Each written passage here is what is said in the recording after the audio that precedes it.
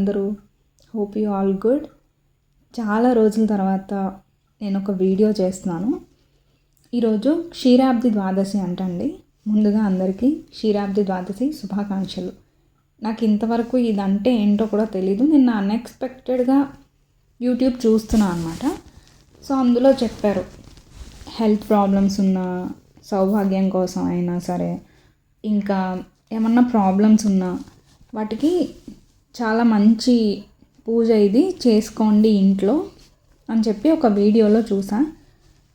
మనం కూడా చేద్దాంలే అని చెప్పి ట్రై చేశా. కానీ దానికి పేడతో గుమ్మం అంతా అలకాలంట. నాకు పేడ అవైలబుల్ ఉండదు ఇక్కడ. సో నేను పసుపుతో గుమ్మం అంతా అలికి ముగ్గులు పెట్టుకున్నా. కంపల్సరీ ఉండాల్సింది ఏంటంటే శంకు చక్రాలంట. నేను ఆ శంకు చక్రాలు పెట్టుకున్నాను. అండ్ ప్రసాదం ఏంటంటే పరమాన్నం, ఇంకా ఏదైనా ఉసిరితో చేసిన ప్రసాదం పెట్టాలంట. అది బెల్లంతో నానబెట్టింది కానీ, లేదు అంటే మీ దగ్గర ఉసిరికాయ పచ్చడి ఉంటే వేడి అన్నంలో ఉసిరికాయ పచ్చడి కలిపి కూడా ప్రసాదం పెట్టచ్చు. సో అలా ప్రసాదం పెట్టుకొని నేనైతే నా మనసులో కోరిక చెప్పుకున్నాను. పూజ చాలా బాగా జరిగింది. అండ్ హోప్ నేను అనుకున్న త్వరగానే జరుగుతుందని. మీరు కూడా ఈ పూజ చేసుకుని హ్యాపీగా ఉండండి. అండ్ ఇది ఏంటంటే తులసీదేవికిను విష్ణుమూర్తికి కళ్యాణం అంట మనం ఇలా చేసే పూజ. సో మీరు కూడా చేసుకోండి. ఈరోజు కనుక కుదరకపోతే ఏ శుక్రవారం అయినా చేసుకోవచ్చు అంట. నిత్య పూజలాగా కూడా చేసుకోవచ్చు అంట.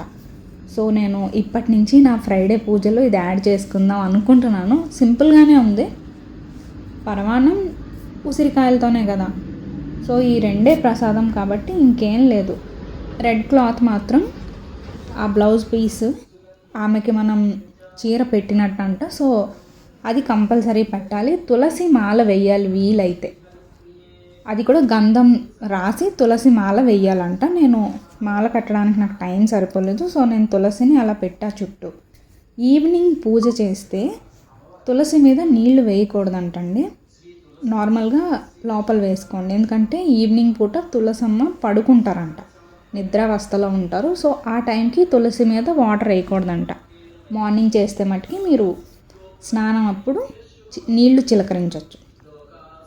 సో మీకు కూడా ఇది యూజ్ అవుతుంది, చేసుకుని అందరూ హ్యాపీగా ఉంటారు అనుకుంటున్నాను.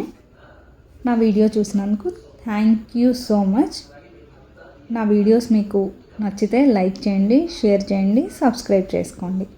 ఇప్పటి నుంచి రెగ్యులర్గా వీడియోస్ పెడతాను. Thank you.